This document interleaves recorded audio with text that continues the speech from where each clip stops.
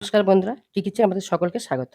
আজকে আমি চিংড়ি মাছের একটা সম্পূর্ণ নতুন ধরনের রেসিপি বানাবো। তার জন্য চিংড়ি মাছগুলো ধুয়ে পরিষ্কার করে কেটে নিয়েছি। এই চিংড়ি মাছের মধ্যে দেব আদা রসুন বাটা,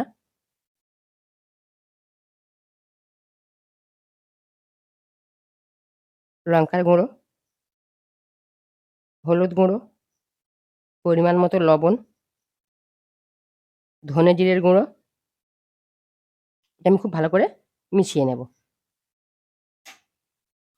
এবার আমি একটা ডিম ফাটিয়ে নিয়েছি। আমার চিংড়ি অল্প, পুরো ডিম লাগবে না, আমি অল্পই ডিম দেব।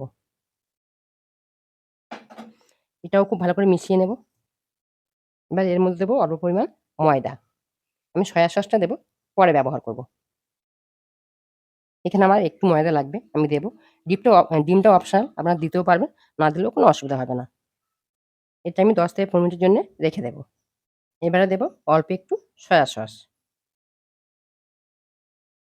আমি কড়াইতে তেল দিয়েছি, আমি সর্ষের তেল আর সাদা তেল মিশিয়ে দিয়েছি। আপনারা শুধু সর্ষের তেলেও করতে পারবেন, শুধু সাদা তেলেও করতে পারবেন। আমি চিংড়ি মাছগুলো ভেজে নেব। দেখুন এই দুটো আমার হয়ে গেছে, আমি তুলে নেব। এর চেয়ে বেশি ভাজবো না, চিংড়ি বেশি ভাজলে শক্ত হয়ে যায়। বাকি চিংড়িগুলো একইভাবে ভেজে নেব। ওই চিংড়ি ভাজার তেলের মধ্যে দিয়ে দেবো কুচানো পেঁয়াজ। এখানে একটু পেঁয়াজটা বেশি লাগবে। এবার দেবো আদা রসুন বাটা।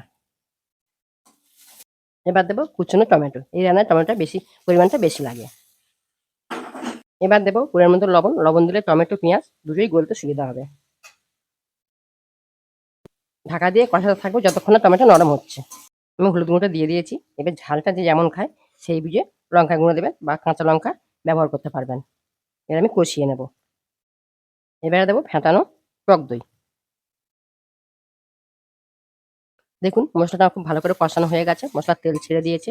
এবার আমি এখানে দিয়ে দেবো পরিমাণ মতো জল। আমি যে টক দই ব্যবহার করছি, হাতের কাছে থাকলে দেবেন, না থাকলে না দিলে কোনো অসুবিধা হবে না।